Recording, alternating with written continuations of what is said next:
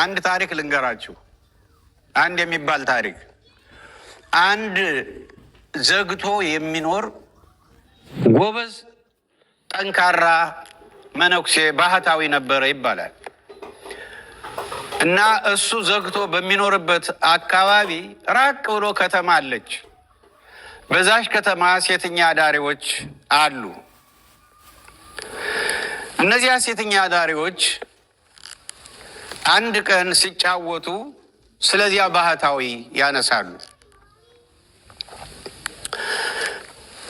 ስለዚያ ባህታዊ እያደነቁ ሲጫወቱ አንዷ አይ እሱ እኮ እንደዚህ ቅዱስ የሚባለው የሚደነቀው እኮ እኛ ስላልፈተነው ነው፣ ከኛ ጋር ስለማይኖር ነው እንጂ እኛ ብንፈትነው ሴቶችን ቢያይ ከሴቶች ጋር መኖር ቢጀምር ይሄ ሁሉ የክብር ወሬ አይኖርም ትላለች። አይ በፍጹም አያደርገውም ይላሉ ሌሎቹ። እሷ እንወራረር ትላለች። እንወራረር ተወራረዱ። ሄደች በቀጥታ እሷ ወደዚያ ባህታዊ ሄደች። ስርዓቱን ታውቃለች። 3 ጊዜ አጨበጨበች። ምንድነው ነገር ብሎ ባህታዊው ብቅ ሲል እጅ ትነሳለች። አባቴ ነፍስ ያድኑ፣ ነፍስ ያድኑ፣ እኔ ማበዴ ነው፣ ጨርቄን ጥዬ መሄዴ ነው፣ ከቤቴ የሚታየኝ ጥቁር ነገር መጥፎ ነገር አለ፣ ይኸው አሳብዶ ጨርቄን አስጥሎ ሊያባረኝ ነው። ስለዚህ እሳቸው መጥተው ጸበል ቢረጩት ቤቱን ይሄ ክፉ መንፈስ ከቤት ይወጣል፣ አንቺም ትድኛለሽ ተብያለሁ እና እባክዎት ነፍስ ያድኑ።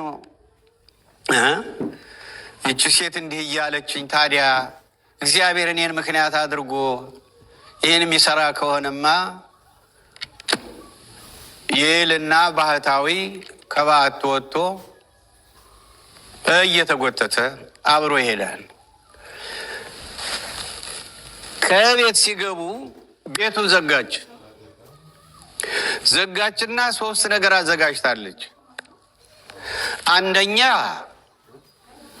አልጋ እሷ የምትተኛበትን፣ ሁለተኛ አንድ ሕፃን ልጅና ካጠገቡ ሰይፍ፣ ሶስተኛ የሚያሰክር መጠጥ በትልቅ ዕቃ አስቀምጣለች። አሁን ከ3ቱ አንዱን ይምረጡ። ወይ ከኔ ጋር እዚህ አልጋ መተኛት፣ ወይን ይህን ሕፃን ልጅ አጠገቡ ባለ ሰይፍ አንገቱን ማለት፣ ያለዚያ ደግሞ ይሄን መጠጥ መጠጣት። ከ3ቱ አንዱን ይምረጡ። ያለዚያ እሪ ብዬ ድብልቅልቁን አውጥቼ ስምዖን እንዳልሆነ ነው የማደርገው ትላለች። አሁን ባህታዊ ወየ ምን ትዝ ይለዋል? አሁን ዘግቼ የኖርኩ ሰው፣ ለሌላው ምሳሌ ሆኜ የኖርኩ ሰው አሁን ይሄ ነገር ከሆነ እንዴት ይህን ሊያደርግ ቻለ ተብሎ መሰናክል መሆን አይደለም ወይ? ስለዚህ ከእሷ ጋርም አልተኛም፣ ነፍስም አልገልም። ያለኝ እድል ይሄን መጠጥ መጠጣት ነው። አሁን በቀጥታ ይሄን ሀሳብ ለእሷ አይ ከዚህ አልጋም አላደርገውም፣ አልተኛም፣ ሕፃን ልጅም አልገልም፣ ግን ጠጣ ያልሸኝን ይሄ እጠጣለሁ። ከዚያ ያ መጠጥ ይጀመራል። ባህታዊ ሆይ የጀመረ ምንም የሚያሰክር መጠጥ ቀምሶ የማያውቅ ጭንቅላት ዞረ፣ ነርቭ ተፍታታ፣ እንዳልሆነ ሆነ፣ ስካር መጣ። ከዚያ በኋላ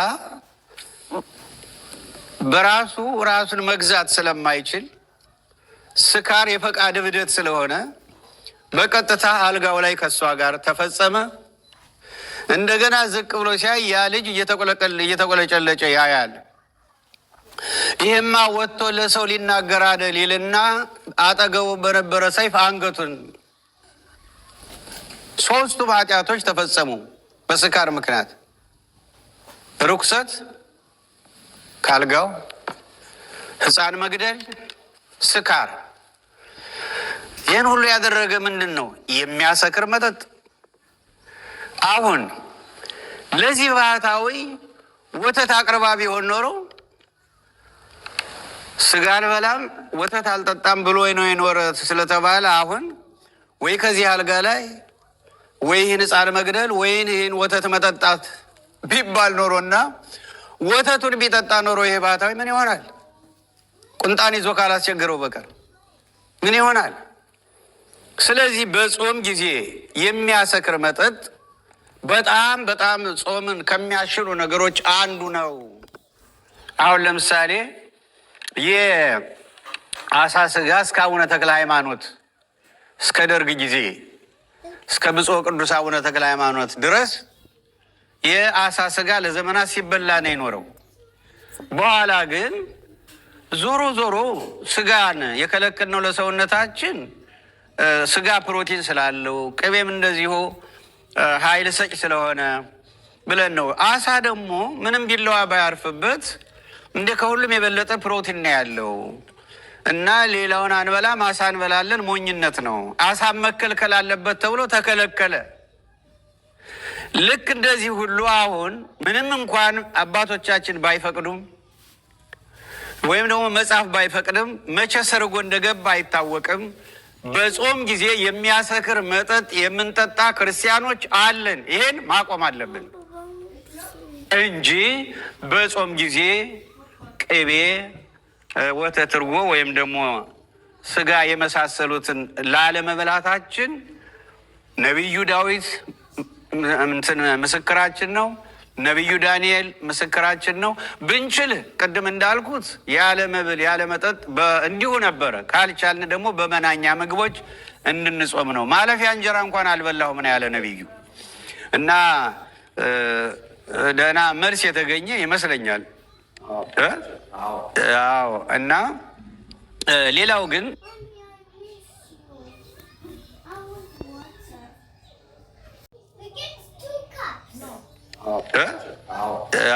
እና ሌላው ግን ምንድን ነው? ስለ ሰባቱ አጽዋማት ለምሳሌ እንዳልከው በአብይ ጾም አሁን ጌታ የጾመው 40 ቀን ነው። እኛ ደግሞ 55 ቀን ነው። በ40 ቀናት ውስጥ 15 ቅዳሜና እሑዶች አሉ። ቅዳሜና እሑድ ጠዋት ቁርስ ስለሚበላ ጠዋት ቁርስ ከበላን ምን ጾም ተባለ ብለው አባቶቻችን ጾምን ከማፍቀራቸው የተነሳ በቅዳሜና እሑድ ፈንታ ሌሎች ቀናትን እንጨምር ብለው በቀኖና ቤተ ክርስቲያን ጨምረው። ስለዚህ በኢትዮጵያ ኦርቶዶክስ ብቻ ሳይሆን ጠቅላላ በኦርቶዶክሱ ዓለም 2 አይነት ትምህርቶች እንዳሉ መዘንጋት የለብንም። 1 ዶግማ ነው፣ 2 ቀኖና ነው። የዶግማ ትምህርት የእግዚአብሔር መኖር፣ አንድነቱ፣ ሶስትነቱ፣ ከሶስቱ አካላት አንዱ አካል እኛን ተዋህዶ ሰው ሆኖ ዓለምን ማዳኑ፣ ከሱ በቀር የኃጢአት ስርየት እንደሌለ ማመኑ፣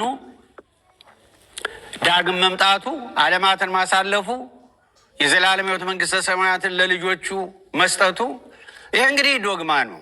እንደገና ደግሞ ኦሪትን ከ4 ከፍሎ ባለበት የጸና ፍጹም የሆነ የተሻሻለ አድርጎታል። አንቀጽ ፍትሐ ነገሥት አንቀጽ 45 ላይ እንደምናየው ከ4 ከፍሎታል። ባለበት የጸና ፍጹም የሆነ የተሻሻለ ብሎ የቀረልን አለ፣ የተሻረ አለ።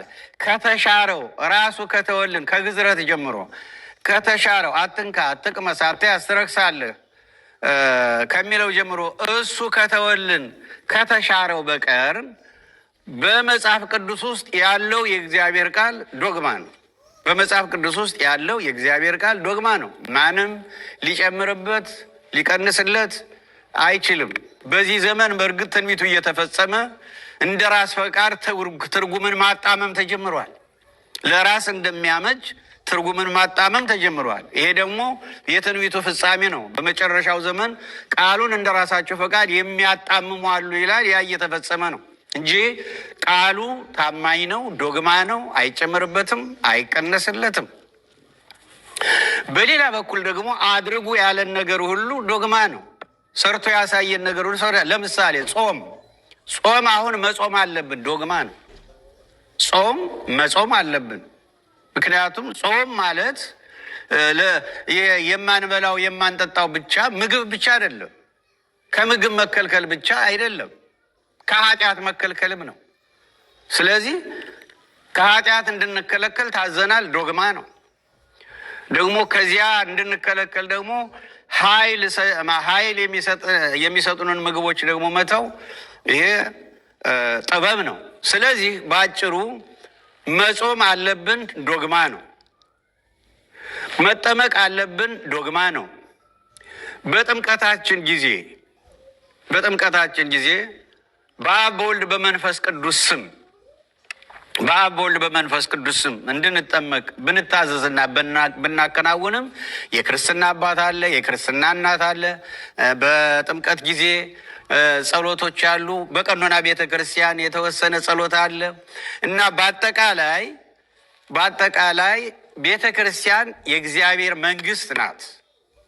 ቤተ ክርስቲያን የእግዚአብሔር መንግስት ናት። በምድር ላይ ያለች የመንግስተ ሰማያት አካል ናት። ስለዚህ የእግዚአብሔር መንግስት ስለሆነች የእግዚአብሔር መንግስት የሆነች ቤተ ክርስቲያን የእግዚአብሔርን ሕዝብ የያዘች ቤተ ክርስቲያን ሕግ ያስፈልጋታል። ማንኛቸውም ሀገሮች በነፃነት የሚኖሩ ራሳቸውን በራሳቸው የሚመሩ ከሆነ ሕግ ያስፈልጋቸዋል። ለማንኛውም ሀገር ሕዝብ የሚመራበት ሕግ ያስፈልጋል። ለዚህ ደግሞ ምሳሌ መሆን ያለባት ቤተ ክርስቲያን ናት። የእግዚአብሔር መንግስት የሆነች ቤተ ክርስቲያን፣ የእግዚአብሔር መንግስት የሆነ የእግዚአብሔር ሕዝብ በዓለም ላይ ያሉ ክርስቲያኖች የሚመሩባቸው ዓለም አቀፍ ቀኖናዎች አሉ፣ አገር አቀፍ ቀኖናዎች አሉ። ስለዚህ አሁን የጠየቀኝ ዓለም አቀፍ ቀኖና ነው።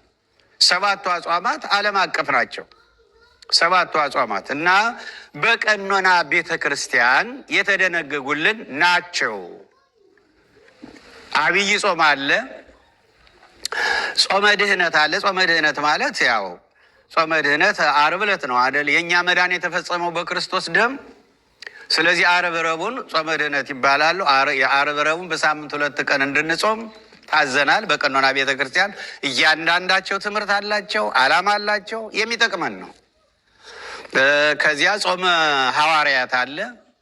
እያንዳንዱ ታሪክ አለው፣ በጊዜው እንማርበታለን። ታሪክ አለው፣ ዓላማ አለው፣ ጠቃሚያችን ነው።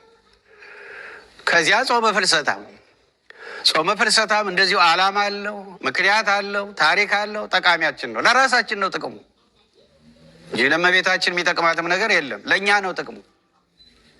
ከዚያ ጾመ ነቢያት የገና ጾም አለ። ያም ደግሞ ታሪክ አለው፣ ዓላማ አለው፣ ትምህርት አለው፣ ለራሳችን ጥቅም ነው። ጾመ ነነዌ ዓላማ አለው፣ ትምህርት አለው፣ ታሪክ አለው፣ ለራሳችን ጥቅም ነው። እንዴ የፀጉር ቅባት አሁን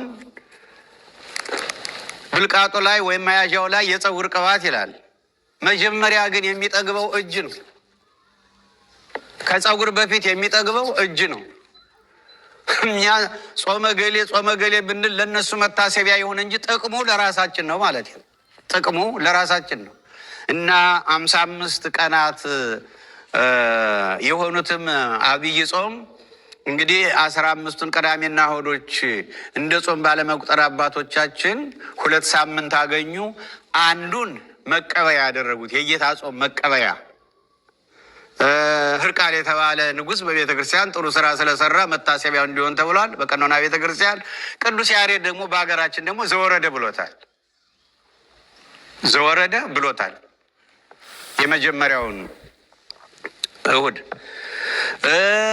መጨረሻ ደግሞ የመጨረሻው ሳምንት ደግሞ ሰሙነ ሕማማት ተብሏል በቀኖና ቤተ ክርስቲያን። ሰሙነ ሕማማት ማለት የጌታን መከራ ጠቅለል አድርጎ ሳምንቱን ሙሉ በጾም በጸሎት በስግደት የምንሰነብትበት መከራውን የምናስታውስበት ነው። ይሄ ደግሞ እያንዳንዱ ትምህርት አለው፣ ዓላማ አለው፣ ታሪክ አለው፣ ለራሳችን ጥቅም ነው እና ይሄ ከየት መጣ ለሚለው በቀኖና ቤተ ክርስቲያን ቀኖና በጣም አስፈላጊ። ሃይማኖታችን ታዲያ በምን እንገልጠዋለን? የቅዳሴውን ስርዓት በምን እንገልጠዋለን? የበዓላቱን ስርዓት በምን እንገልጠዋለን? የአጽዋማቱን ስርዓት በምን እንገልጠዋለን? የጥምቀቱን ስርዓት በምን እንገልጠዋለን? እንዴ የእግዚአብሔር ሕዝብ የእግዚአብሔር መንግስት የግድ ቀኖና ያስፈልገናል እና በቀኖና ቤተክርስቲያን ነው። ለምሳሌ መጽሐፍ ቅዱስ በብሉይም በሐዲስም ሰንበት ብሎ የሚጠራው ቅዳሜን ነው። ነገር ግን በዓለም ላይ ያሉ ክርስቲያኖች ሰንበት ብለው የሚጠሩት እሁድን ነው።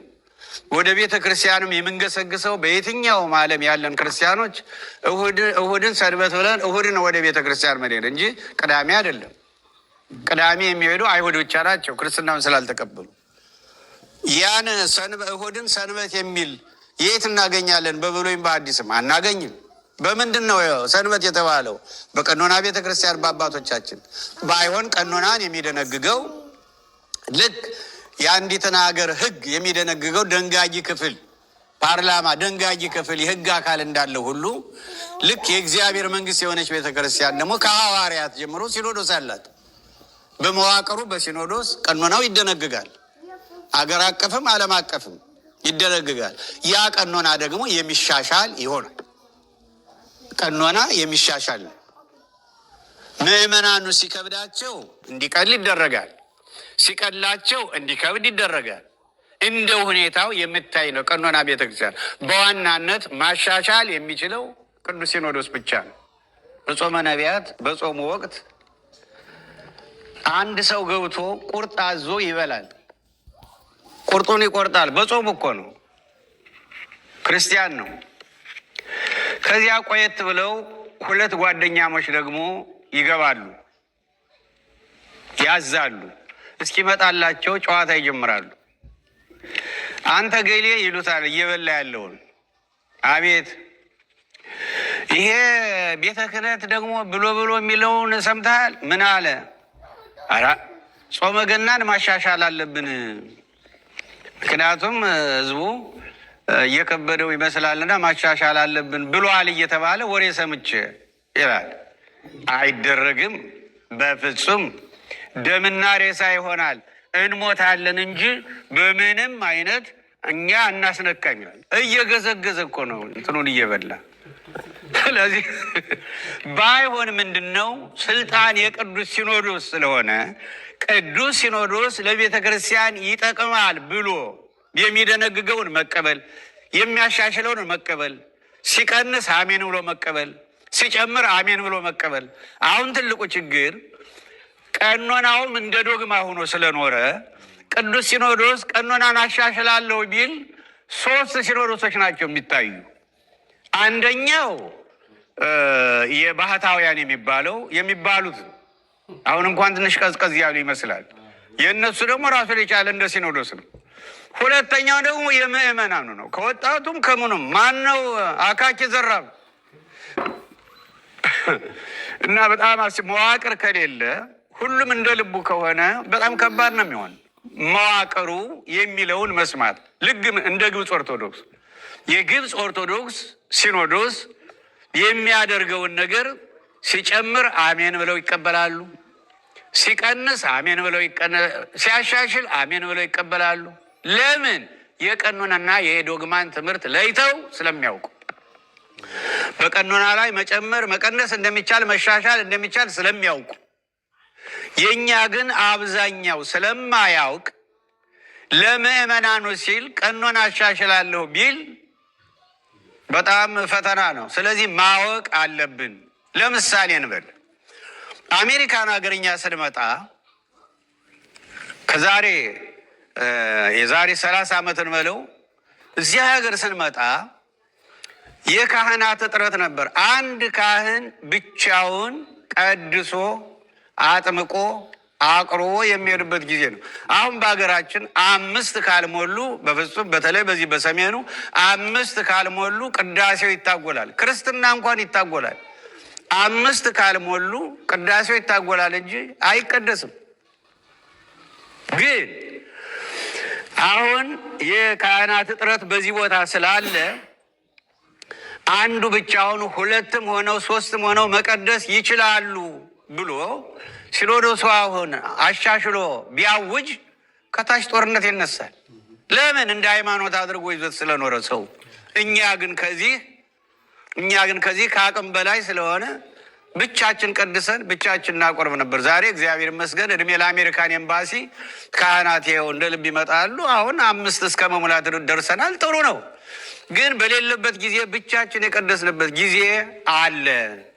እንደገና በዓላትን ስናከብር አሁን በቀኑ ማክበር ጀምረናል። በዓላትን ስናከብር ቅዳሜና እሑድን ጠብቀን ነው። ለምን? እዚህ ሀገር ሁሉም ሰራተኛ ስለሆነ ሁሉም ለፍቶ አዳሪ ነው። ሁሉም ደግሞ ካልሰራ ነገ ጧት ቤቱን ይቀማል። ኑሮው ከባድ ነው። ስለዚህ ምንድን ነው የሚሆነው? በዓሉ ሰኞ፣ ማክሰኞ፣ ረቡዕ እንደሆነ ወደዚህ ወደ ኋላ አምጥተን ቅዳሜ ወይም እሑድ እናከብራለን። ረቡዕ፣ ሐሙስ፣ ዓርብ ከሆነ ደግሞ ወደፊት ባለው ቅዳሜ ወይም እሑድ እናከብራለን። አሁንም እንኳን እንደዚያ ነው እያደረግን ያለ ነው። በአውሮፓ፣ በአውስትራሊያ፣ በካናዳ፣ በአሜሪካ ያለ ነው። ለምን? የሚሻሻል ስለሆነ ነው እንጂ ሃይማኖት ቢሆን ኖሮ እስከ ሞት ድረስ ነው። እስከ ሞት ድረስ የታመንህ ሁን ነው የሚለው። ስለዚህ በቀኖናና በዶግማ መካከል ያለውን ልዩነት ማወቅ አለብን።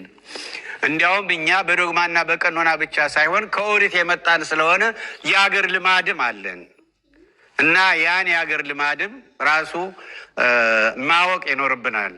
የአገር ልማድን፣ ቀኖና ቤተክርስቲያንን፣ ዶግማን ለይተን ካወቅን እንደኛ ማን በዓለት ላይ የተመሰረተው ቤት ጎርፍ መጣ፣ ወጀብ መጣ፣ ዝናብም ዘነበ፣ ነፋስም ነፈሰ የማይነቃነቀው ጽኑ በዓለት ላይ የተሰራው ቤት እንሆናለን እና ያስተማረን የመከረን እግዚአብሔር መንፈስ ቅዱስ ስሙ ለዘላለም የተመሰገነ እንደ